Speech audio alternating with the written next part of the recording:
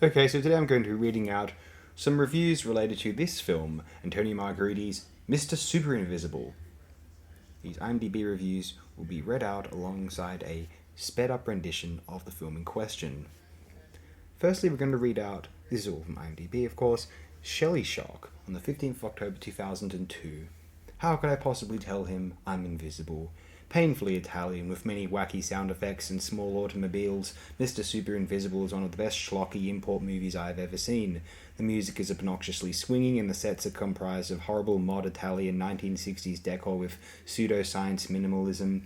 It all adds to the charm. The plot involves exploding eggs, Indian invisibility potion, really simple special effects, and multiple defects for the viewer's enjoyment.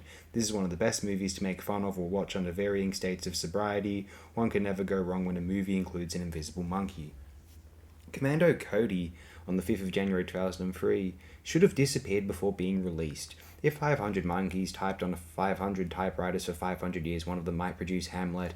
In 2 weeks, 12 of them would produce Mr. Superinvisible.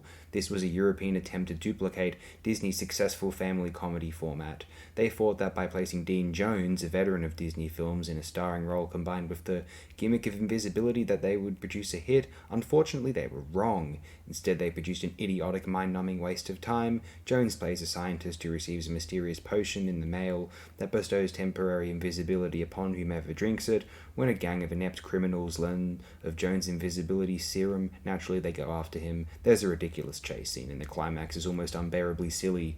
Bad writing and overacting plague the film. It's the type of movie that gives the Invisible Man genre a bad name. And finally, I'll read out this review, which is published on the 4th of May last year, 2022. No more Dean Jones from Bandes About Movies. Antonio Margheriti, the man who directed And God Said to Cain and Your Hunter from the Future, also made a Dean Jones Invisible Man movie, which blows what's left of my mind. Want me to go even further? This was released in US theaters by K-Tel. Yes, it's a Disney superhero movie, basically, but made in Italian, and therefore things like an actor doing Peter Lorre for 1970s kids, years past that being something they'd get is exactly what I expect. And yes, that actor doing it is Luciano Pagozzi, Pag from Your. K-Tel started playing this in US theaters in 1973 and kept pushing it past 1975 in matinees that offered the chance to win the dog, a stuffed one, if you attended. I can't even imagine how much 1973 parents hated their kids to drop them off and be assaulted by this. Jones is Peter Denwell, trying to solve the mystery of why people get a cold when his research is stolen and he must use an Indian formula to turn invisible. There are also moments where this formula stops working and Jones is naked. This is, again, a movie for children. The same year Jones co-star Ingeborg Schöner made this. She'd also be in Mark of the Devil, which is really the kind of juxtaposition I can get behind. We'll close it here. Thanks again, everyone.